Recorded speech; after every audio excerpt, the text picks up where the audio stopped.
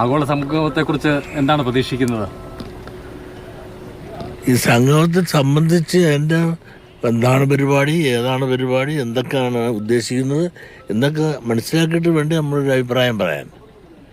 അതൊക്കെ മുമ്പ് ഇതിൻ്റെ ശരിയും തെറ്റും നല്ല ഉദ്ദേശം തുടങ്ങുന്നു. ആ ഉദ്ദേശങ്ങളിൽ ലക്ഷ്യങ്ങൾ എന്താണെന്ന് നമ്മൾ മനസ്സിലാക്കിയിട്ട് വേണ്ട വിലയിരുത്തി പറയാൻ. അതെല്ലാം തുടങ്ങുന്നതിന് മുമ്പേ ഓരോരുത്തരുടെ അഭിപ്രായ വ്യത്യാസങ്ങളും പറയുന്നത് ശരിയല്ലല്ലോ. സർക്കാരിന്റെ ഉദ്ദേശത്തെ എങ്ങനെ കാണുന്നു? ഉദ്ദേശശുദ്ധിയാണ്.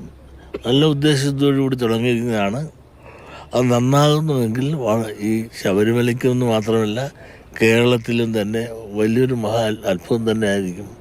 അതുകൊണ്ട് നേടാൻ സാധിക്കുന്നത് അത് ശബരിമലയുടെ വികസനമെന്ന് മാത്രമല്ല കേരളത്തിൻ്റെ വികസനത്തിന് തന്നെ പ്രയോജനമാണ്.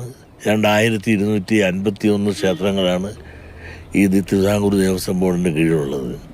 അതിൽ ഏതാണ്ട് 51 ക്ഷേത്രങ്ങൾ മാത്രമാണ് സ്വയം പര്യാപ്തതയിലുള്ളത്.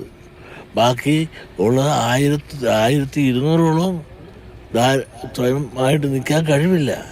അയ്യപ്പൻ്റെ കാരുണ്യം കൊണ്ടാണ് ബാക്കിയെല്ലാം നിൽക്കുന്നത്. ആഗോള അയ്യപ്പ സംഗമത്തിനെത്തിയ വെള്ളാപ്പള്ളി നടേശൻ സംസാരിക്കുകയായിരുന്നു.